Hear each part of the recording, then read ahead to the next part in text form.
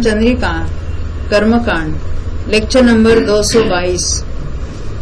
ओम नमः सिद्धेभ्य ओम नमः सिद्धेभ्य ओम नमः सिद्धेभ्य ओम शुद्धात्मने नमः।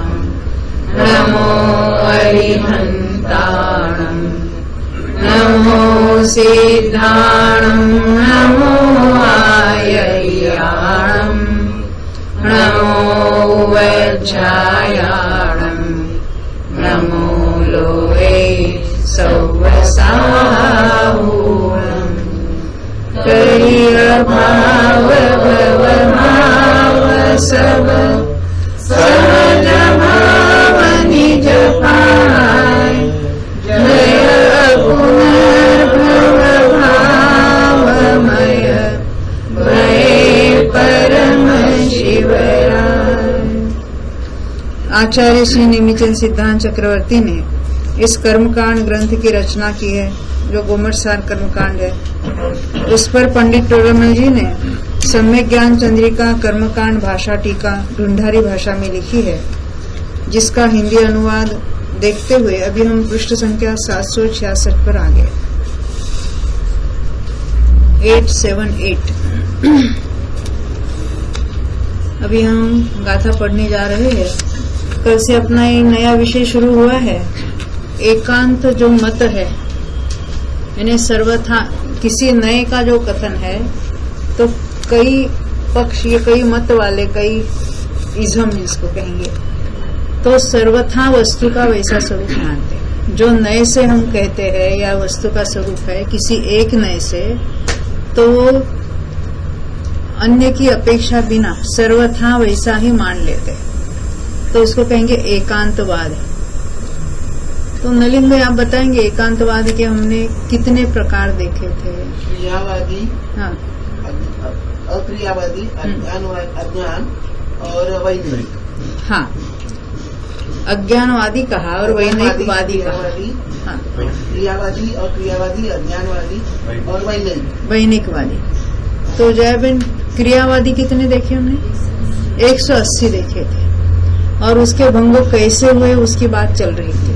अक्रियावादी कितने हैं? 84। हाँ, फिर अज्ञानवादी 67 और वैनयिकवादी है 32।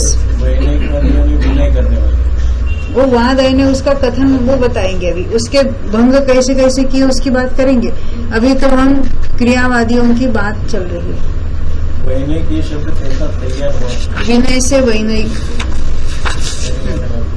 उनको पुनः भी कहेंगे, पुनः यानी वो तो सर्वथा वैसा ही मान लेते हैं, उनके तो नए ही नहीं है। यानी नए में एक एंगल से बताते हैं, परंतु ये उतना ही पूरा ही वस्तु का स्वरूप। पुनः तो है ही है, परंतु वो तो सर्वथा वैसा ही वस्तु का स्वरूप मानने वालों में से है। एकांतवादी उनको कहेंगे। ये मिथ्या एकांत कर लेते हैं।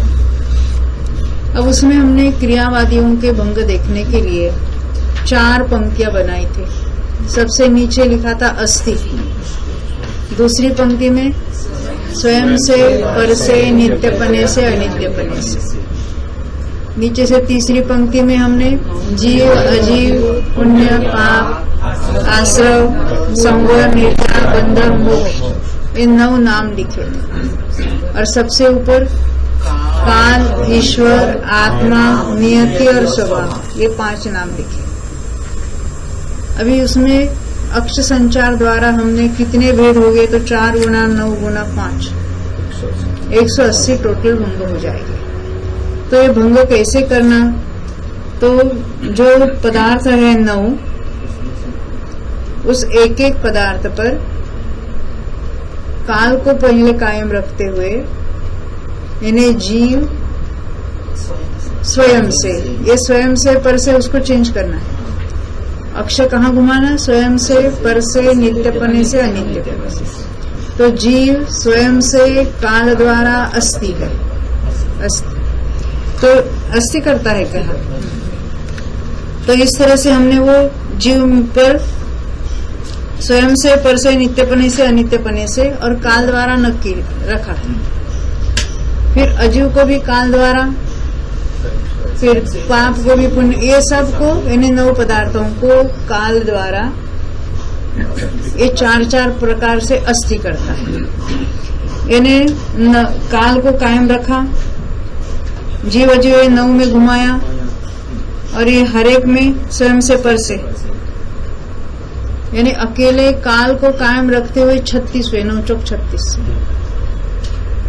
जब इन ख्याल में आती बात, जीव स्वयं से काल द्वारा, फिर पर से काल द्वारा, फिर नित्यपने से काल द्वारा, अनित्यपने से काल द्वारा, काल को कायम रखा हर एक में। तो 4 हुए ना उसके, और ऐसे 9 में लगाना है, तो काल ऊपर 36 हुए।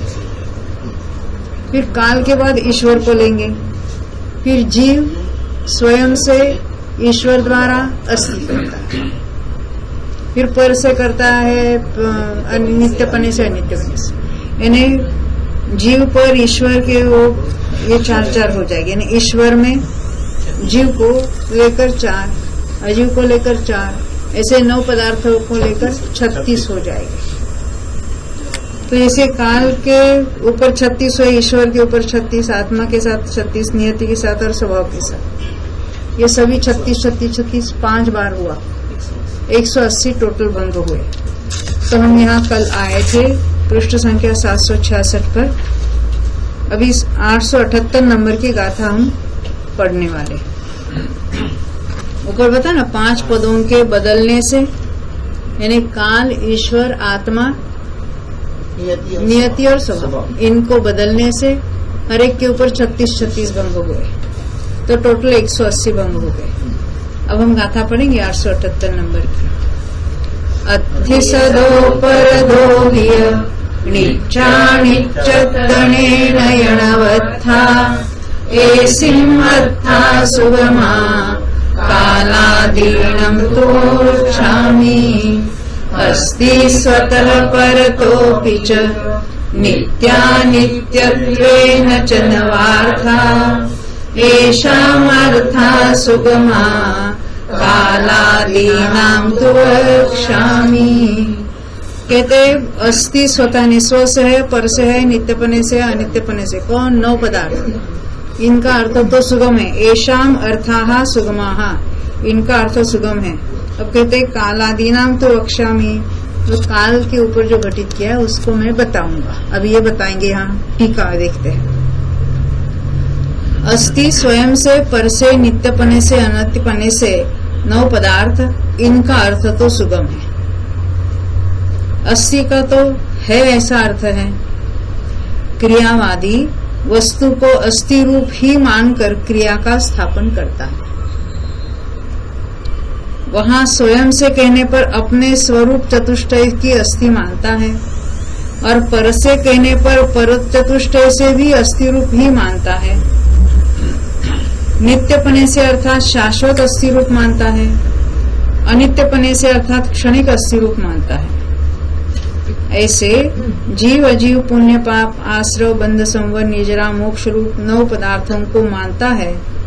इन 14 का तो अर्थ सुगम है।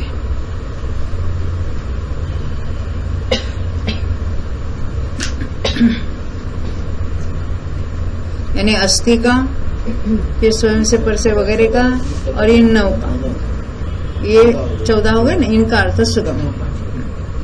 इसलिए इनका विशेष कथन नहीं किया।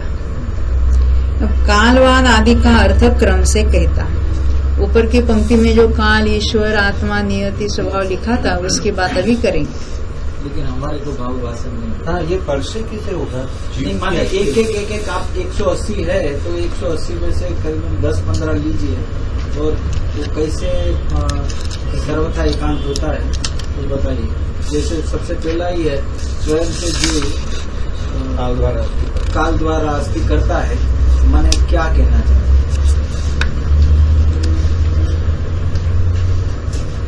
यानी वो अपनी अस्थि तो मानता है, वस्तु को अस्थि रूप मानकर क्रिया का स्थापन करता है। क्रियावादी यानी वो जीव ही करता है, ऐसा उसका कथन है ना। अभी इसकी भाव भाषण नहीं होता है। अभी यहाँ जितना अर्थ है उतना ही तो मैं भी कह सकूंगी। नहीं, स्वयं से तो भी थोड़ा भी समझ आता है। पर से किसे अस्थि मेरी अस्थि पर से माने शरीर से है, वो तो हो सकता है। वो मान रहे हैं ना, अज्ञानी की मान्यता है। नहीं माने एक बात पर से अपनी अस्थि मान रहा है, फिर भी बीच में काल द्वारा कह दिया उन्होंने। अपनी अस्थि काल द्वारा मानता है, अपनी अस्थि ईश्वर द्वारा मानता है, इस तरह से। बात ऐसी है जी, ये पहले तो कहते हैं कि स्वयं से, और उसमें बीच में काल को भी लेता है। जैसा हम कहते हैं पंचम काल में कोई मोक्ष नहीं जाएगा, तो कई लोग ऐसा मानते हैं काल के कारण से नहीं जाएगा। ऐसा जैसा हमारी आपकी जो मान्यता है, जैसा वो क्या बोलता है, स्वयं से जीव काल के द्वारा किसी भी बात की अस्थि करता है। यानी काल ही सबका करता है। वो तो मेरे को समझ में आया कि पहले में काल करता है, दूसरे में ईश्वर है, तीसरे में स्वभाव नियति है, आत्मा है, ऐसा वो मानता है। लेकिन हर एक भंग का क्या एग्जैक्टली अर्थ निकलता है? जैसे हम वाक्य मुझे हर एक पदार्थ पर उन्हें वो पदार्थ किस कारण है, तो काल के कारण। हाँ, काल के कारण उसकी अस्थि है, काल के कारण तो फिर वो स्वयं से पर से माने मेरे स्वचतुष्टय की माने ऐसे लोग हैं यहाँ, तो ऐसे भ्रम वाले लोग हैं जो ऐसा मानते हैं कि जब काल अगर खलास हो जाएगा तो काल ही उसका उत्पन्न करने वाला है, काल ही सब कुछ करने वाला है, काल के द्वारा ही उसकी अस्थि चल रहा है, यानी काल ही सब कुछ करने वाला है। तो अभी वो नित्यपने में कैसे और अनित्यपने में कैसे घटित होता है? माने जैसे नित्यपने से यानी काल के द्वारा उसके नित्यपने से अस्थि है, काल ही उसको नित्य रखता है, या अनित्य मानता है तो भी काल ही, यानी वो दोनों को नहीं मान रहा है।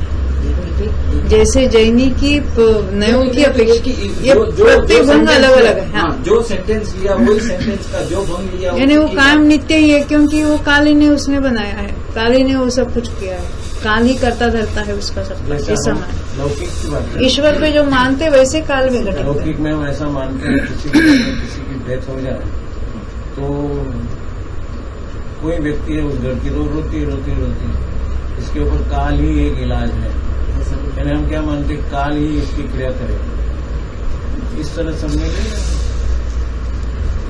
ये तो मिथ्या मान्यता है ना, तो असली मान्यता मिथ्या नहीं बता पाएंगे शायद। नहीं मिथ्या मान्यता ये एक्चुअली मिथ्या मान्यता है, ऐसा नहीं है। उसने एक नए का पक्ष लिया है और उसको अपेक्षा नहीं माना है कि ये हकीकत में वो बात अपेक्षा से सत्य है, हकीकत में वो बात अपेक्षा से सत्य है, लेकिन वो निरपेक्ष मान रहा है कि ऐसा ही है।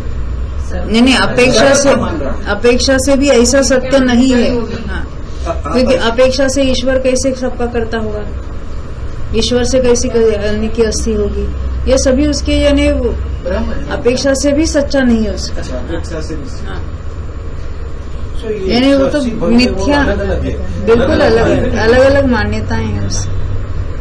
एक ही जीव की 180 ऐसा नहीं है, एक जीव के एक काल में एक कोई मान्यता होगी। ऐसे क्रियावादी अलग अलग टाइप के हैं ना, जितने मिथ्या दृष्टि उसके उतने मत ऐसा कहेंगे। उनको तो 180 में बैठा दिया उन्होंने। 180 में किसी के 4 भी हो सकते हैं, 5 भी हो सकते हैं। अब एक काल में एक कोई उसकी वो चल रही होगा, लेकिन टोटली 10-5 भी हो सकते हैं। जैसे हम गृहित मिथ्या, ये जो मिथ्या दूरी 5 भेद देखते हैं, अज्ञान मिथ्या तो हाँ, फिर भी उसको हम एक काल में एक ही घटित किया यहाँ पर। हाँ, वो 5 ही हो सकते हैं, होते हैं ना, बिल्कुल होते हैं।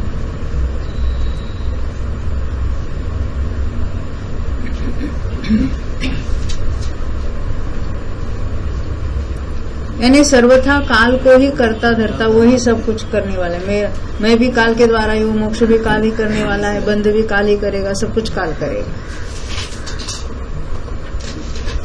अगर आपको शायद याद होगा तो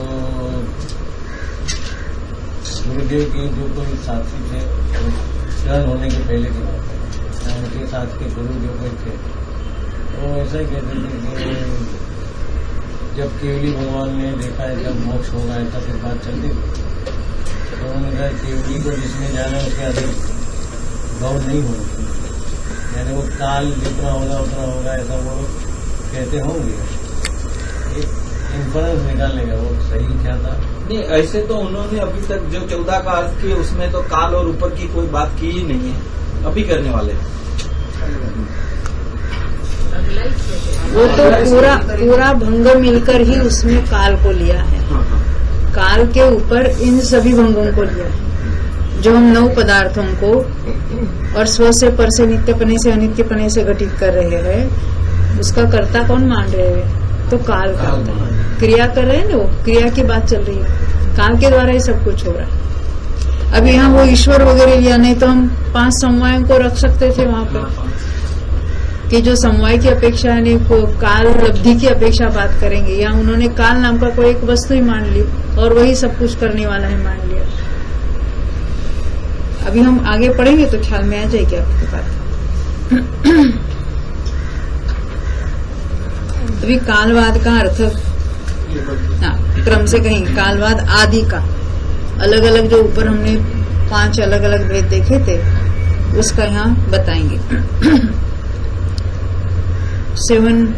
879 कालो सौवं जनयति कालो सौवं विनश्यते भूतम् जागत्यै सुप्तेषु न शक्यते वञ्चितुम् कालो कालः सर्वं जनयति कालः सर्वं विनाशयति भूतम् जागर्तैः सुप्तेष्वपि न शक्यते वंचितुम् कालः।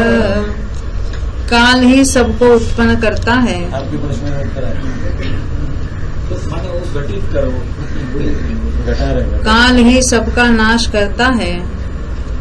सोते हुए प्राणियों में भी काल ही प्रकट जागता है। काल को कोई नहीं ठग सकता, उसे धोखा देने को कोई समर्थ नहीं है। इस तरह काल ही से सबका मानना, यह कालवाद का अर्थ है।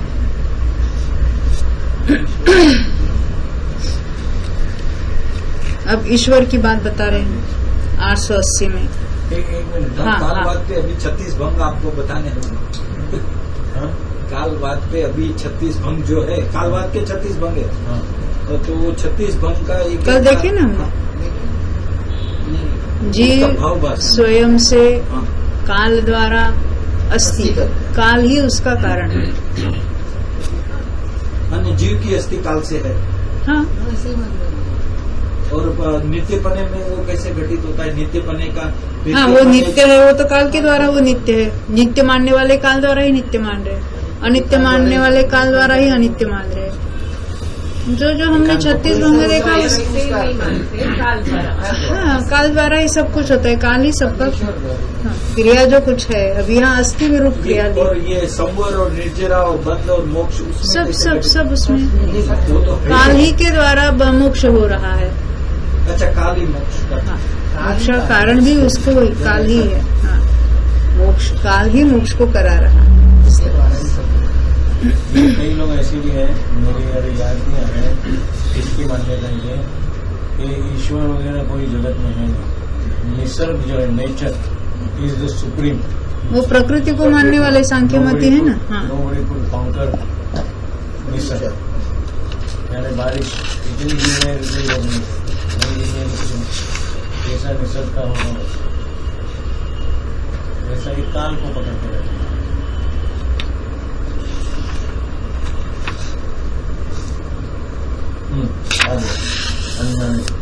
हाँ, अभी अज्ञानी के 880 अन्नानि मूलानीसो अपातस्य सुखं च दुःखं च सर्गं विलयं गमनं संवं ईशरभयं बोधि अज्ञानी अनीश आत्मा तस्य च सुखं च दुःखं च स्वर्गं विलयं गमनं सर्वमीश्वर कृतं भवति। ये आसान है ना। आत्मा अज्ञानी ज्ञान रहित है तथा अनीश अन ईश, ईश बिना का, अर्थात अनाथ, कुछ करने के लिए समर्थ नहीं है। माने आत्मा ज्ञान रहित है। आत्मा अज्ञानी है, यानी ज्ञान रहित है और कुछ स्वयं करने के लिए समर्थ नहीं है। अनिश यानी अनाथ है। तस्य च, उस आत्मा के सुख दुख, सुखम च दुखम च, स्वर्ग नरकादि में गमनागमन, स्वर्गम निरयम गमनम, सर्वम आदि सर्व ईश्वर कृतम भवति, ईश्वर का किया हुआ है। यानी वो क्रिया जो है वो सब कुछ ईश्वर के अधीन है। पहले काल के अधीन मानता था, अब ईश्वर के अधीन मानता। कोई लोग ऐसा भी माने कर्म के कारण होते हैं, कर्म हमको नरक ले जाते हैं। ये ईश्वरवादी हो गए। इस तरह सबको ईश्वर द्वारा किया हुआ मानना वही ईश्वरवाद का अर्थ है। वो कहते भी नहीं ईश्वर की मर्जी बिना वो पत्ता भी नहीं हिलता। कोई मरता है तो लिख देते हैं, क्या करें? ईश्वर की इच्छा के आगे इलाज नहीं है। जैनी भी लिखने लगे ईश्वर इच्छा के आगे। हमें कहते हुए अत्यंत दुख हो रहा है कि हमारे पिताजी का स्वर्गवास हो। ईश्वर की इच्छा के सामने क्या इलाज? तो उसको दुख आएगा, वो बाप को स्वर्गवास हो, और नरक जाता तो खुश होता। पत्र भी लिखते ना, मेरे पिताजी 1980 में ऑफ हुए, तभी अभी घर में तो कोई रिलेटिव आके बैठते हैं तो क्या खत सबको क्या डालना, तो एक ने तैयार किया कि ऐसे ऐसे हो गया है और ईश्वर इच्छा पूरे इलाज नहीं। तो मैंने बताया हमारे ईश्वरों की इच्छा नहीं होती, ये मत कर, निकाल डालो। फिर दूसरी पद्धति से लिखवा दिया। ऐसा ही जैनी है, क्योंकि वो पद्धति से अन्य मतियों की देखते हैं वैसा ही। हाँ, मृतात्म्य शांति, आत्मा कभी मृत होता ही नहीं है और वो निकल गया, अभी उसको कौन शांति देने वाला है? परंपरा से चलता है। काहे की परंपरा है? मूर्ता की परंपरा। हमारे लोग लिख रहे ऐसा, वही उनका भी अभ्यास नहीं, वही तो। क्योंकि अन्य मतियों के वो सुनते रहते, किसी का पढ़ते तो वो भी हमें नहीं ऐसा लिखना चाहिए, उन्होंने क्या लिखा हम भी ऐसा लिखा। यानी अभ्यास ही नहीं, मुख्य तो यही कारण है। तो अभ्यास करने की आवश्यकता है। हर एक तो आपने हाथ में झाड़ू लेने सामने करना पड़ेगा। तो आगे बढ़ेंगे। 881 एको चैव महब्बा पुलिसो देवो यसौ भवावीय सौमंगणि गुणो विय सचेयणो निगुणो परमो एकश्चैव महात्मा पुरुषो देवश्च सर्वव्यापी च सर्वांग निगूढ़ोऽपि च सचेतनो निर्गुण परम। अब ये आत्मवाद का एक ही आत्मा है ऐसा मानने वाले और सब उसके एक ही महात्मा ने महान सब मिलकर एक, हाँ, वही पुरुष है, देव है, सर्व में व्यापक है। यानी ये सभी जो जीव दिख रहे हैं वो उसी के अंश है, सर्व में व्यापक है। वो तो चेतन अचेतन सर्व में व्यापने वाला समझते हैं। सर्वांगपने से निगूढ़ अर्थात अगम्य है, गूढ़ है, यानी वो दिखाई नहीं देता है, अगम्य है, चेतना सहित है, निर्गुण है, उसको निर्गुण कहते हैं। उनमें भी दो पद्धति, सगुण और निर्गुण। वो देहधारी करता है वो तो सगुण हुआ, और ये बाकी निर्गुण, परम उत्कृष्ट है।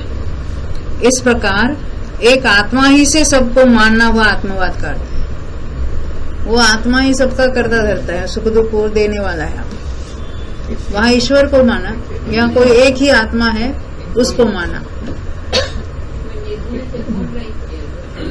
गुण रहित निर्गुण वो क्या कहते, गुण में उनकी जो मान्यता है, ये जो तमो गुण रजोगुण ऐसा मानते हैं। और तीसरा सत्वगुण, सत्वगुण भी है, और इनसे रहित उसको निर्गुण कहते हैं। ऐसे उनकी मान्यता है। यानी जो देह धारण, यानी जो सबसे मुक्त हो गए, यानी शुभ शुभ भाव से मुक्त कहने थे, उनको उन्होंने निर्गुण कह दिया और उसका परम सही रूप में अर्थ नहीं समझते वो निर्गुण का, वो सर्वथा उसको निर्गुण गुण रहित ऐसा ही मानते हैं।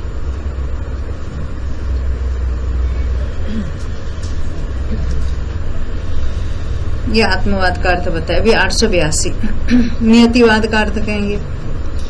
जत्तु जदाजेन जहा जस्य नियमेन बोधितत्तु तदा तेन तहा तस्य हवे इति वादो नियतिवादो यत्तु यदा येन यथा यस्य च नियमेन भवति तत्तु तदा तेन तथा तस्य भवेदिति वादो नियतिवादस्तु। हमें ऐसा लग रहा है, हम भी ऐसा ही कहते हैं ना। देखो क्या जो जिस काल में जिसके द्वारा जैसा जिसके नियम से होना है उस काल में उसके द्वारा वैसा उसी के होता है, ऐसा नियम से सबको मानना, यानी सर्वथा। अकेला नियति को मानता है, ना काल को मानता है, ना स्वभाव को मानता है, ना पुरुषार्थ को मानता है, ना नियम को निमित्त को मानता है, सर्वथा नियतिवाद को मानने वाला। 5 समवाय होते हैं कोई भी कार्य में, परंतु ये सर्वथा की बात है। पहले बताया था कि क्रमबद्ध हम भी कहते हैं, ये नियति वाला कहता है और वो ईश्वर वाला कहता है ईश्वर ने किया, तो क्रमबद्ध वाला ही क्यों सच्चा? यदि उसका भी अगर आत्मा की अनुभूति नहीं है और मात्र शास्त्र में पढ़ा ना सब कुछ क्रमबद्ध होता है और वो भी क्रमबद्ध का नाम लेता है, तो वो भी उतना ही मिथ्यावादी है। केवल वो पर्यायों का क्रम निश्चित है इतना ही का, वो नहीं बात। पर्यायों का क्रम निश्चित है, उसमें 5 समवाय लगते हैं और 5 का ही स्वीकार होना चाहिए। उसमें से एक की अपेक्षा सहित कथन करेगा वो ठीक है, परंतु ये सर्वथा वाली बात मानता है, इसलिए वो एकांतवाद हो गया। इसलिए नियतिवाद कहा यहाँ।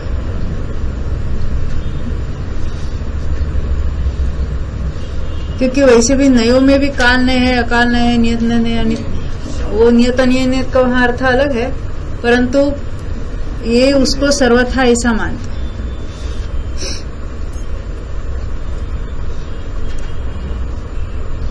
तो ऐसा सर्वथा सबको मानना वह नियतिवाद का अर्थ है, यानी सब कुछ नियति के ही अधीन है बस। हाँ।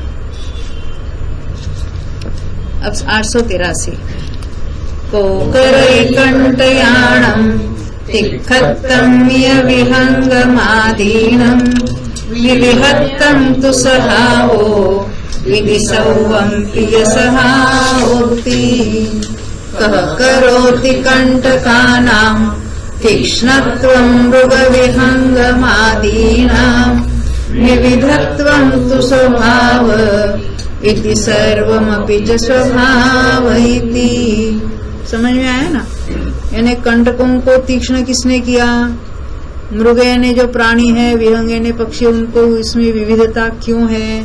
तो ये सर्व का कारण स्वभाव ही है, सर्वथा की बात चल रही है। देखो कांटा आदि जो तीक्ष्ण वस्तुएं हैं उनको कौन तीक्ष्ण करता है? मृग तथा विहंगी पक्षी इत्यादि के अनेक प्रकार पाए जाते हैं, उसे कौन करता है? ऐसा प्रश्न होने पर ऐसा ही उत्तर देता है, उसका कारण स्वभाव ही है। इस तरह सबको कारण बिना स्वभाव ही से मानना वह स्वभाववाद का अर्थ है। ये एक नए से ये बातें हमने 47 नए में देखी थी। क्या नाम था उसका? ये कौन सा स्वभाव। स्वभाव नहीं, स्वभाव ने अस्वभाव ने ऐसे 2 जोड़ी है, तो ये दूसरे को तो वहाँ स्वीकार ही नहीं करता। तो वहाँ तो उसमें भी वो कांटा का उदाहरण दिया था, आपको भूल गए होंगे। हाँ, बाण को ये तीक्ष्ण होता है, तो उसमें अस्वभाव ने उसको किया भी जाता है, ऐसा भी उसमें लिया था। तो ये तो सर्वथा मानता है ना, इसलिए इसको वाद वाला शब्द लगाया गया। इस तरह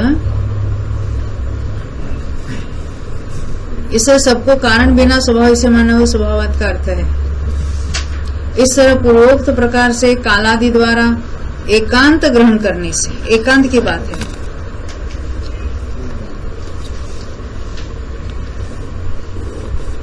क्रियावाद होता है। क्रिया यानी जो करने वाला जो है वो उसका करने वाला कौन है? तो सिर्फ काल ही है, ईश्वर ही है, वो कोई एक महान आत्मा ही सबका कुछ करने वाला है, नियति है, यह सब कुछ स्वभाव से ही होता है।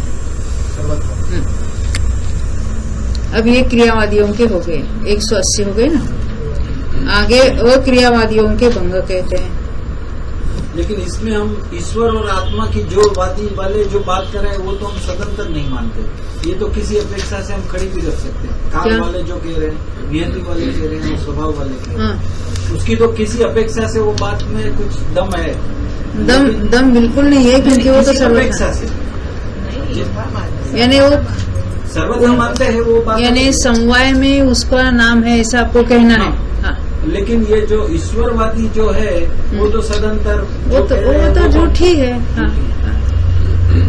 वो तो करने वाला किसी न किसी ऊपर तो बोझ डालेगा ना। पर एकांत से भी लिया नहीं जाएगा ना। क्या? काल द्वारा एकांत से भी हम जीव के अस्थि को मानेंगे वो गलती तो गलत ही हो जाएगा ना। एकांत ही है वो सब। एकांत यानी उनका पूरा ही कथन ही एकांतवाद है। वो तो झूठ ही है पूरा। हम किसी पर्याय को काल लब्धि उसमें लगती है, परंतु ये जीव का ही अस्तित्व उसके कारण मान रहा है। 884 का था। अभी आगे लिखते हैं अक्रियावादियों के भंग कहते हैं। अब यहाँ नास्ति वाली बात देखेंगे। नत्थि सदो परदो विय सत्तपयत्थाय पुण्य पावूना कालादियादिभंगा सत्तरि चदुपन्ति संजाता नास्ति स्वतः परतोऽपि च सप्तपदार्थाश्च पुण्य पापो नः कालादिकादिभंगा सप्ततिष्ठतु पंक्ति संजाता। यहाँ भी ये 4 पंक्ति करनी है। वहाँ कितनी की थी? 4। वहाँ अस्थि लिखा था, यहाँ नास्ति लिखा। वहाँ स्वतः परता नित्यपना अनित्यपना वो तो 4 किए थे, यहाँ स्वतः और परता 2 ही लिखे। वहाँ 9 पदार्थ लिखे थे, यहाँ पुण्य पाप बिना 7 लिखे। बाकी ऊपर काल, ईश्वर, आत्मा, नियति और स्वभाव वो 5 लिखे।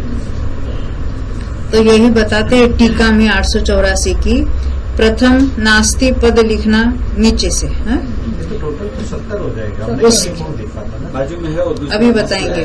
14 और आ रहे। बताएंगे दूसरे। जरा शांति रखो। हाँ। प्रथम नास्ति पद लिखना, उसके ऊपर स्वयं से और पर से 2 पद लिखना,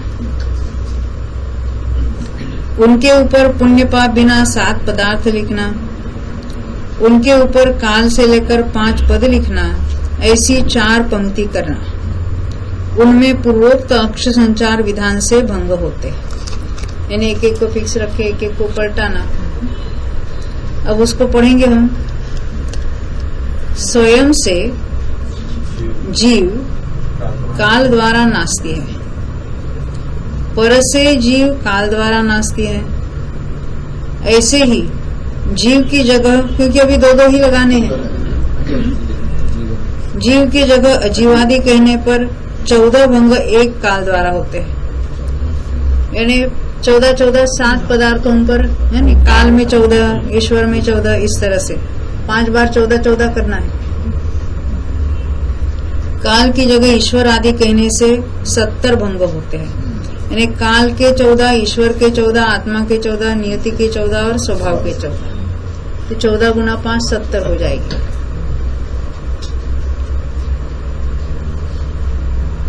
भावार्थ, अक्रियावादी वस्तु को नास्ति रूप मानकर क्रिया का स्थापन नहीं करता। वो मानता ही नहीं क्रिया को, वस्तु को ही नास्ति रूप मान रहा है। वो क्या कर रहा था? किसी के द्वारा वस्तु है, फिर इस क्रिया को स्थापित करता था। करता है की बात है ना, क्रिया की बात चल रही थी। काल द्वारा करता है, काल द्वारा है ऐसा नहीं कहता, काल द्वारा करता है ऐसा कहा था। और यहाँ पर वो नास्ती कहते हैं। नास्ती है, उसकी नास्ती है तो क्रिया करने का सवाल नहीं, उसकी नास्ती है। काल कुछ करता है, करता नहीं की बात नहीं है, तो काल उसका द्वारा अस्तित्व ही नहीं है। काल द्वारा नास्ती है। नास्ती करता है ऐसा नहीं है, करता है कहेंगे तो करता हो गया, वो क्रिया हो जाएगा। नास्तिक करता है, करना रूप कुछ कार्य होगा। करना रूप कार्य ही नहीं है। वो क्रियावादी में जाएगा, ये अक्रियावादी है। नास्ती है भाई नहीं, तो कुछ है नहीं तो काल को क्यों बोल सकते हैं? अरे वो क्यों, उसके वो क्यों का प्रश्न उनके बस उत्तर नहीं है। मान्यता के लिए कोई कारण नहीं होता है, वो गड़बड़ी चल रही है ना। अगर मुझे बताओ, सुखड़ी डालने में गए थे आपको क्यों? मालूम नहीं है ना, क्यों का उत्तर है। जब अपने को थोड़ा बहुत मालूम हो गया तो लोग कैसा समझते नहीं है, ऐसा अभी अपने को लगता है। इतनी आसान बात है, पुण्य से धर्म नहीं होता, हम इतना जानते हैं। जिसको तुम बताने जाओ तो तुमको तो झाड़ू मारने को तैयार है, तो हमको मालूम नहीं है। और अपना आश्चर्य रहते हैं। जरा फिर से समझाना, माने समझ में नहीं आया। ये लोग तो आया मुझे नहीं यहाँ नहीं आया। आया। ये नास्ती है जो कथन है। देखो पहले में ये अस्थि वाले जो है, हाँ, उसमें सब में करता है करता है। क्रिया बताई जा रही है। क्रिया बताई थी, और उसका भी किसके द्वारा करता है वो भी बताया था। इसलिए वहाँ तो क्रिया यानी अस्थि थी तभी तो क्रिया करेगा। फिर वो क्रिया करता है किसके द्वारा करता है, तो काल के द्वारा करता है। इस तरह से उसको ये तो उससे भी कठिन है। तो जो आसान है ना जिन धर्म, उसको अंगीकार करो ना।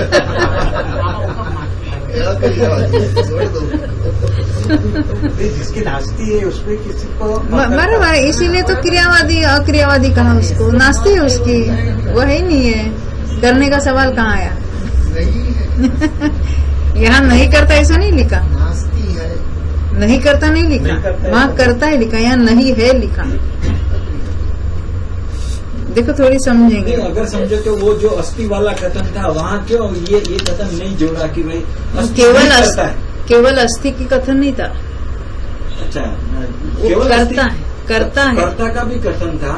हाँ, लेकिन वहाँ ये समझो कि कोई ऐसा भी होवे, एकांत से ऐसा माने कि भाई काल द्वारा कुछ नहीं होता है, आत्मा द्वारा कुछ नहीं होता है, ईश्वर द्वारा कुछ नहीं होता है, नियति द्वारा कुछ नहीं होता है, स्वभाव द्वारा कुछ नहीं होता है, ऐसा उसमें और भंग क्यों नहीं? तो होता है ना, क्रिया की बात आ रही है। हाँ, मैं का ना बोलता हूँ, लेकिन तो- और भंग जोड़ने थे ना उनको। तो जोड़ने वाले हो गए उसमें। अनंत हो गए वाद, जितने नए हैं उतने ही नए वाद है। क्या कहा? गुमर सर में ही गाथा है, जितने नए हैं उतने नए वाद है। अनंत नयात्मक है वस्तु का स्वरूप, तो उतने नए वाद, क्योंकि अज्ञानी के कितने मत, ये तो मुख्य रूप से यहाँ बताए उन्होंने। नहीं माने वहाँ जहाँ खाली अस्थि नीचे रखा था, वहाँ साथ में अनास्ति भी डाल देते थे, 180 का 360 हो जाते थे।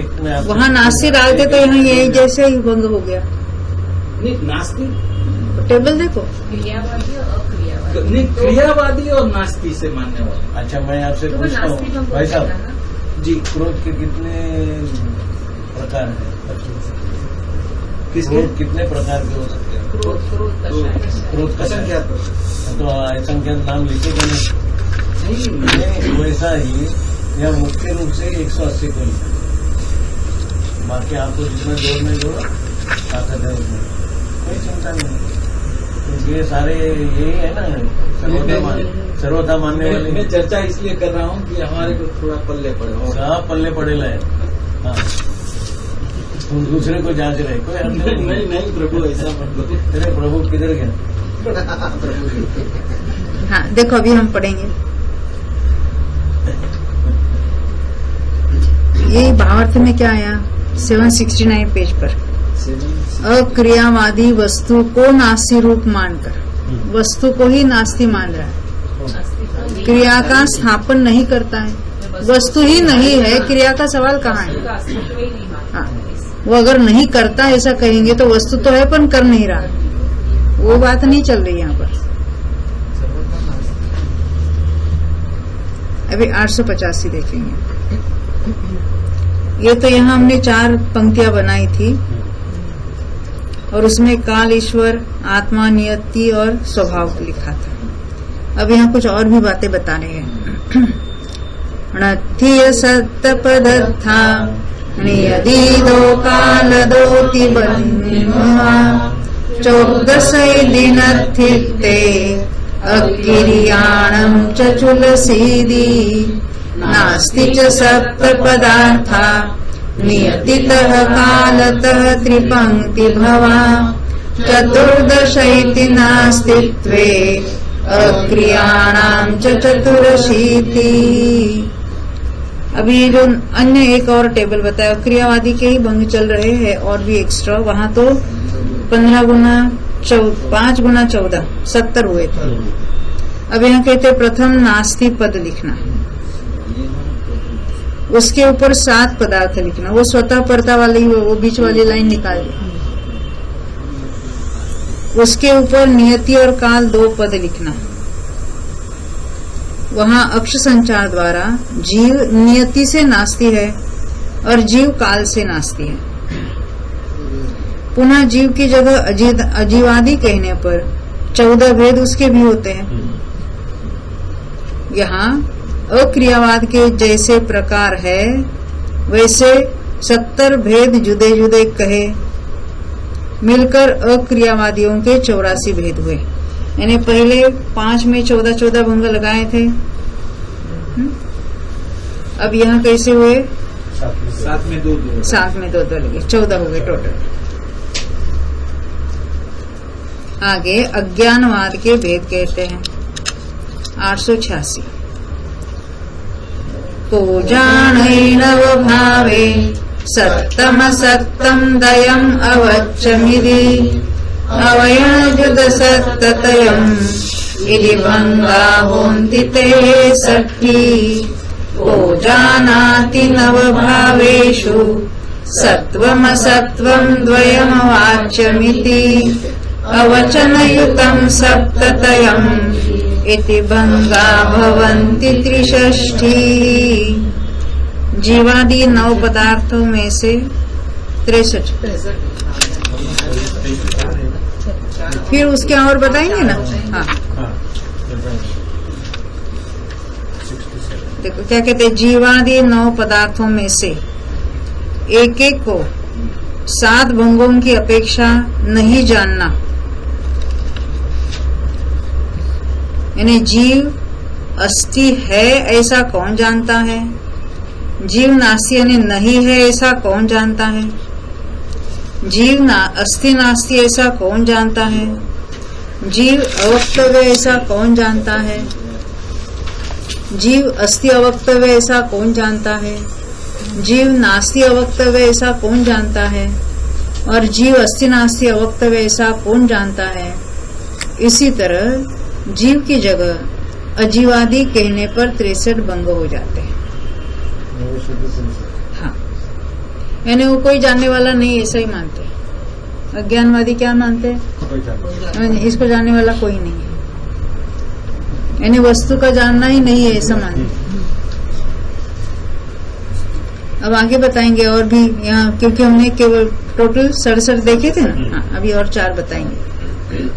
को जानै सत्तचौ भावं शुद्धं खुदोन्निपन्ति भवा 4 होन्ति एवम् अन्नानीनं तु सत्तट्ठी।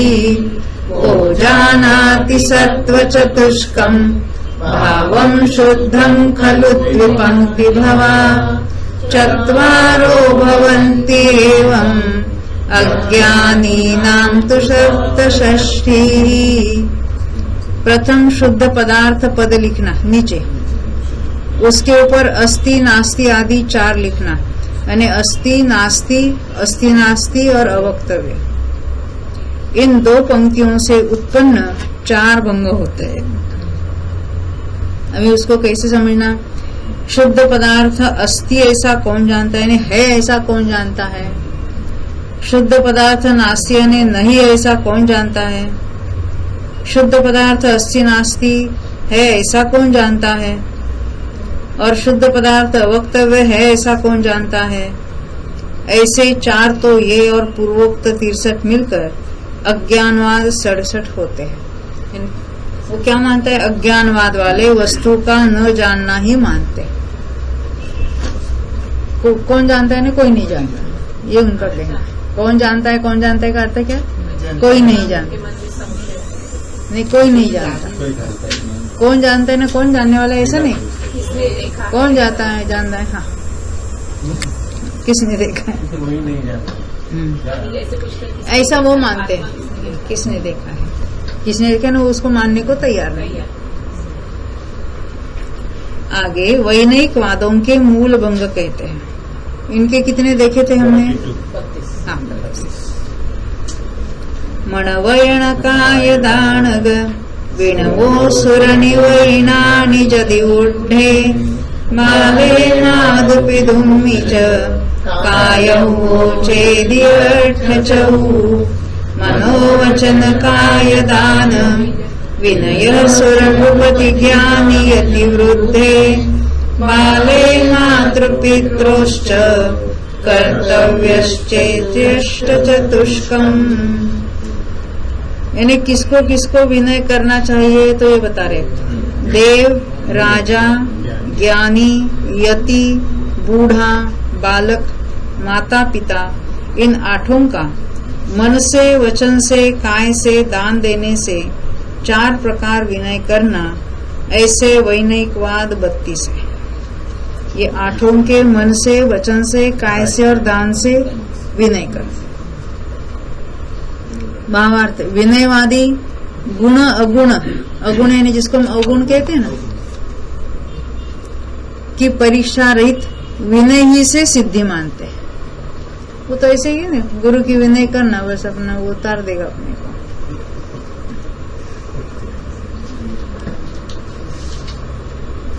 आगे 889 889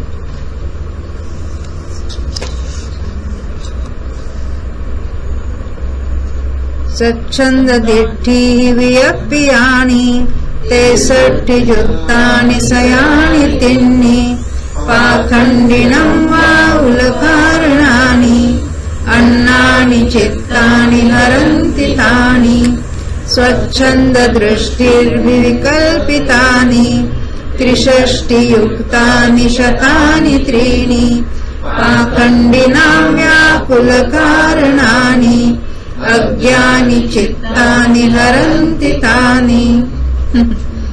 स्वच्छंद मनकल्पित दृष्टि अर्थात श्रद्धान वाले जीवों के द्वारा क्या कहें, स्वच्छंद है और अपने मन से इमेजिन कर लिया, कल्पना कर ली, ऐसे जीवों के द्वारा कल्पित 363 पाखंडियों के वचन जीवों में व्याकुलता उत्पन्न करते हैं। ऐसे पाखंडी नाम व्याकुल कारणानि। आपको हुआ ना, ऐसा कैसे हो सकता है, ऐसा कैसे हो सकता है? मेरे में खुद का तो इसके पीछे भी कोई सिद्धांत होगा ना। मिथ्यात्व के उदय से अज्ञानी जीवों के चित्त को मोहित कर लेते हैं, और ये सही भाषित होता है। अज्ञानियों मोहित कर लेते हैं, क्या वो अट्रैक्ट होते हैं, उसकी वो थियरी चलती रहती है। अभी आजकल चलता है ना, जो नया निकलता है वो अपनी अपनी कुछ न कुछ थियरी, हैप्पी लिविंग।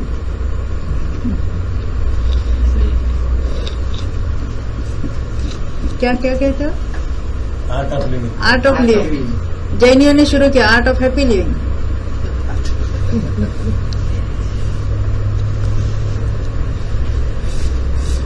मुझे लगता है उनके साथ हम भी कंपैरिजन करेंगे अपने, तो हम जरा लोग अपने बोर्ड भी आ जाएंगे। लोगों को क्या लगता है, अन्य मती अन्य अन्य देवियों के पास चले जाओ, हमारे पास भी देवी है पद्मावती, और इधर तो शुरू किया, वो नया पाखंड शुरू हुआ। अन्य ध्यान करने वाले की चलती है, बहुत चलती है, लोग वहां जाने लगे तो कहते नहीं आओ हमारे पास भी ध्यान नहीं करो, परंतु मूल जो तत्व ज्ञान है वो गायब हो रहा है। तत्व ज्ञान के करते हुए इनका सही निर्णय करना है, जो कुछ ध्यान आदि जो होते हैं, परंतु उसके बिना, उसको तो कहते तो है कि इसके बिना ये ध्यान नहीं होता, परंतु फिर भी वो कहीं ना कहीं ऐसी पद्धति चली, करने वाला ठीक तरह से करता था कहो, या उसका नॉलेज था, उसको हो रहा था, परंतु वो अन्य भी उसके साथ जुड़ जाते हैं, तो उनके तत्व निर्णय के बिना वो हो नहीं पाता। क्योंकि लघु सिद्धांत याद कर लो, खत्म हो नहीं, वो तो क्या केवल प्रश्न उत्तर देने से निर्णय तो नहीं होता ना। प्रश्नोत्तर करने से उस बात का निर्णय नहीं हो सकता। जिसको सुनने की मुख्यता है, उस पर चिंतन की गहराई से चिंतन की मुख्यता है, वो रह जाती है।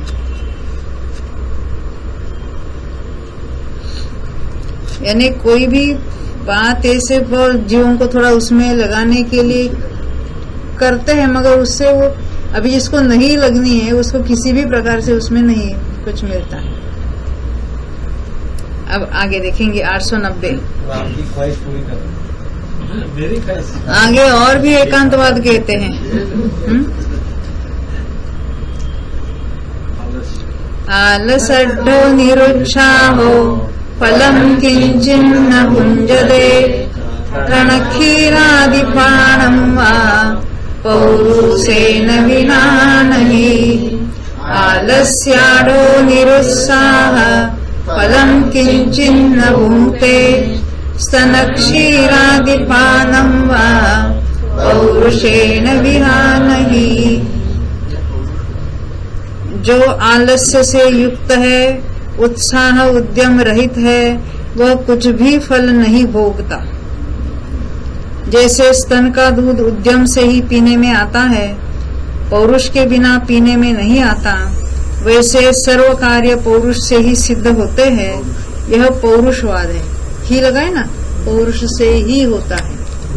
अब ये जो पुरुषार्थ 5 समूह में एक पुरुषार्थ भी है, तो ये सर्वथा सब कुछ पुरुषार्थ से ही मानता है। अन्य काल लब्धि होनार को मानता ही नहीं है। भावार्थ पौरुषवादी पुरुषार्थ से ही, यानी सर्वथा पुरुषार्थ से ही सर्व सिद्धि मानता है।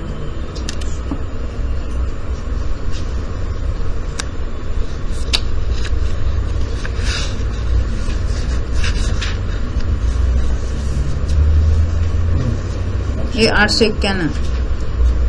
दैवमेव परं मन्ये दिक्पौरुषमनत्रयम् एषो सालसमुत्तुङ्गो कन्नो हन्नै सङ्गरे। दैवमेव परं मन्ये दिक्पौरुषमनर्थकम् एष सालसमुत्तुङ्गः कर्णो हन्यते सङ्गरे। कर्ण मारा गया संगरे यानी युद्ध में। देखो, मैं केवल दैव को ही मानता हूँ, पौरुष निरर्थक है, उसका धिक्कार हो। देखो, साल वृक्ष की तरह ऊंचा कर्ण नामक राजा युद्ध में मारा गया, यानी महाभारत के युद्ध में। यह दैववाद है। भावार्थ दैववादी दैव ही से सर्वसिद्धि मानता है। अभी दैव को कर्म को एक ही बात है, वो कर्म से भाग्य जिसको कहेंगे, नियति यानी वो होनहार जिसको कहेंगे वो नियति में आती है। और ये दैव यानी भाग्य कर्म, उसका अलग अलग नाम है। होनहार की बात अलग है, उसको तो नियति में नियति में जाएगी वो बात। दैव भाग्य या कर्मोदय वो अलग में चला जाएगा, यानी निमित्त की बात यहाँ आएगी।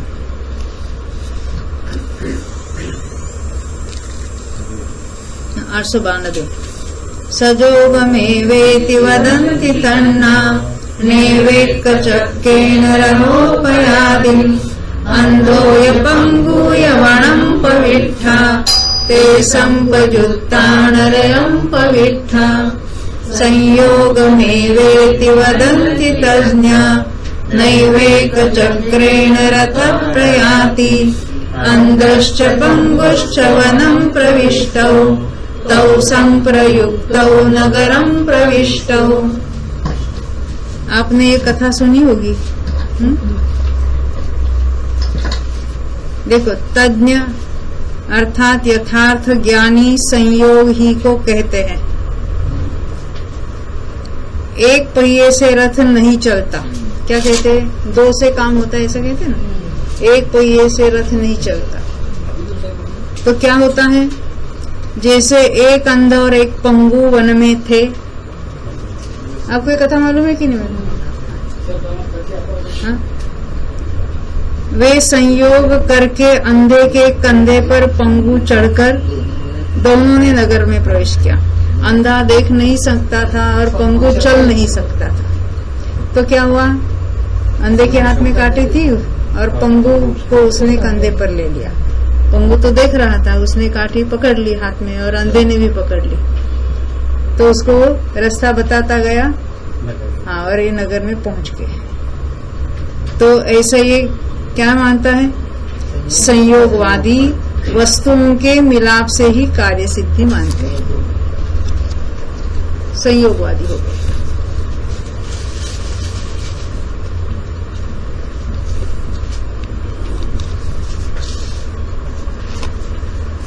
अब आगे 893। हाँ, फिर से हमारे दोनों को हाँ, कोई बात नहीं। देखो यहाँ क्या कहते हैं, अर्थ पढ़ो। हाँ, संयोगवादी वस्तुओं के मिलाप से ही कार्य सिद्धि मानते हैं। जैसे हमने एक अंधा था और एक पंगु और वन में भटक गए, तो पंगु तो चल नहीं सकता था और अंधा देख नहीं सकता था, क्या करे अभी। तो दोनों ने मिलकर अपना जो कार्य सिद्ध कर लिया। कैसे, अंधे के कंधे पर पंगु चढ़ गया नहीं, वो उसने उसको बिठा दिया और उसने उसको मार्गदर्शन किया, मार्ग बताया, और दोनों, हाँ, यानी अंधा तो उसके पास तो पैर हट्टे कट्टे थे ना, वो चल सकता था, पंगु चल नहीं सकता था, वो देख सकता था। तो दोनों ने मिलकर कार्य किया, तो कहते ऐसे वस्तु संयोग से मिलकर उनका कार्य हो जाता है। वस्तुओं के मिलाप से ही लगाया कार्य सिद्धि मानते हैं।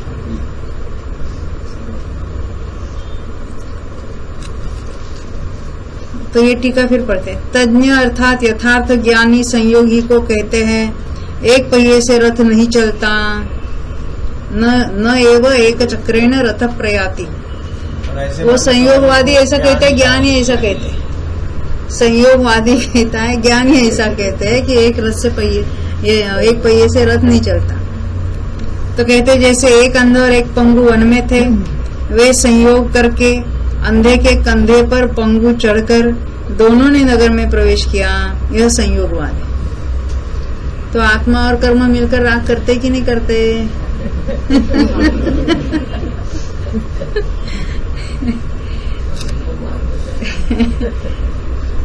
अब आगे 893 है क्या समय? नहीं, अभी हो गया।